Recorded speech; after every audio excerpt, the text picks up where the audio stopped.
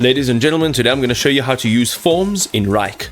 Ladies and gentlemen, there are a few ways that we can use forms. We're going to go into the left hand side over here, and under your space you will see your personal space, and then you'll see space overview. Now once you click on space overview, which you can actually open in a new tab if you want to use these three dots, but ultimately what you want to do from this page is on the top right hand side you'll see a plus button, and here you want to click on request. Right, this will take you to request forms, and here you can actually search for your request forms. You can also click over here and manage your request forms, and this will take you into your settings, which ultimately you can get to from clicking the profile picture here, going into settings, and the settings page down to request forms, and you'll be able to manage everything right over there.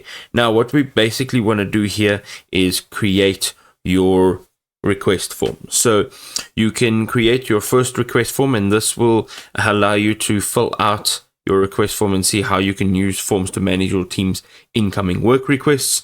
You can use this form to request support from the program management office on a new project, and then this is ideal submission request form. By filling out this form, you're helping us innovate and improve. We're looking forward to reviewing your submission and exploring its potential impact. Now these are pre-made templates, so let's go ahead and click on my first request form.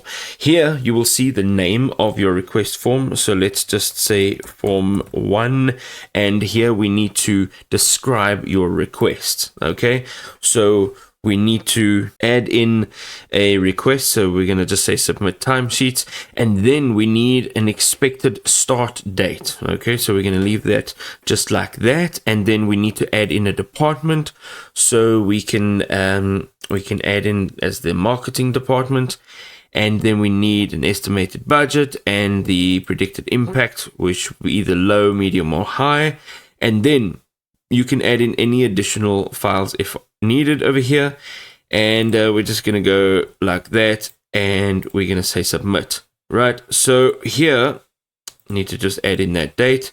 We're going to say submit, and now we've created our first request form.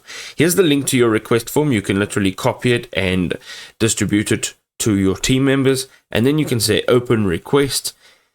Once you've clicked on open request, you will be able to see your actual form.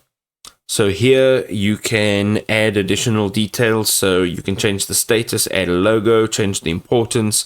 You can also add a few other fields over here, and as you can see, you can then also view the activity on this form. And again, if you want to go ahead and manage this, you can go and click on your profile picture, come to settings. Down over here, you'll see request forms. When you click on request forms, you'll be able to view all of your request forms in your different spaces.